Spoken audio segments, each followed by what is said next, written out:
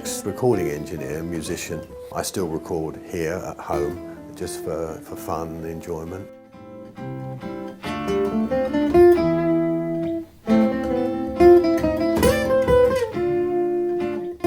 I had a recording studio in the late 70s and through the 80s, and we did lots of recording here in Cornwall of bands and artists. My father's a pianist. He sort of taught me when I was 6. I didn't like the piano, so I taught myself from like 13 years old onwards when I saw my first skiffle group standing playing in the street next to the Thames in London. My first guitar was given to me by an uncle. It was very old. It was a lovely Spanish guitar. I didn't realise it was, at the time, it was a particularly nice instrument, but it only had 4 strings, because the machine heads had broken on the top of the guitar. So I learned my first chords of only 4-string chords. So it was quite an awakening when I realised guitars had 6 strings. I had another lot of fingering to learn. I've always enjoyed the recording process, and it comes from, I suppose, recording with at the BBC, because I used to do a lot of sessions at Delaware Road in Paddington, Maida Vale. And I used to love the whole thing of recording. I used to love walking into the studio and all the lights were on and the amp lights were glowing, and the excitement of about to record. I used to love that. And I thought, well, why don't I start a studio? Because equipment had started to become affordable, just about affordable then. So we started with a simple 4-track studio in my home. And we graduated to an 8-track, then a 16-track. So we started recording local bands, local musicians, people that wanted to do demos. Brenda had got some record deals with, I think it was RCA was one of the companies, but she had various record deals. She knew me anyway. I think we'd had a jam or something, because Brenda used to like to sing a bit of jazz as well. And so I think I'd played with her, and she knew I had the studio. And she came to me to do the recording, the masters for her records. And we ended up doing, I think, 5 or 6, I think.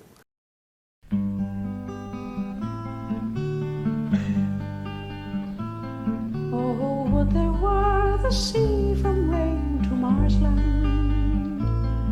and Tamar. Brenda wanted a full string section for the song Silver Nets.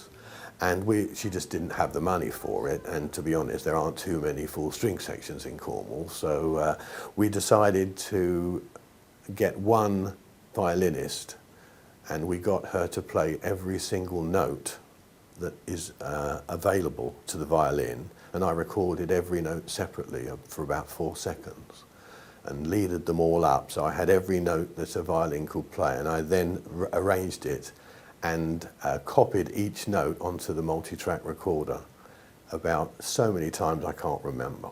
But we ended up with a string section with real strings, but one at a time.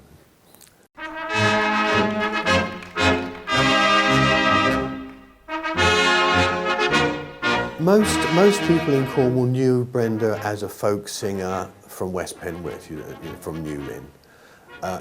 They had an inkling that she had a career in France, but I don't think they realised just how big it was. In fact, I'm sure they didn't realise how big it was. Dans la dernière chanson de première part du concert, je veux chanter pour vous dans la langue de la Cornouaille.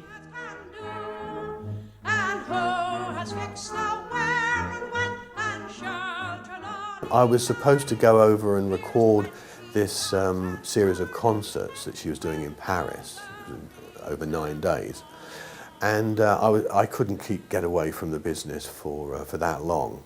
So she had one of them recorded by an engineer over there, and when she came back to the studio, she was in the studio recording some other stuff with us, and she obviously wanted to hear what it was like. So I did her a cassette copy of the master tapes, and she said, "Well, you may as well, you have these as a memento.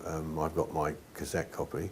And so I put them up on the shelf, and that's where they stayed. And I forgot what was on them. They were on the shelf for 26 years. Over the years, the analog professional tape machines have been replaced by digital machines, and I thought, well, I'll see if I can find out what's on here. So I rang all the studios in the area, all around, and none of them had working 2-track stereo professional machines that could take the big 10.5-inch reels. An old friend of mine, Lionel Curnow from Porthleven, he'd bought a couple of the original machines before they finished manufacturing them, and he still had them, and they were virtually unused.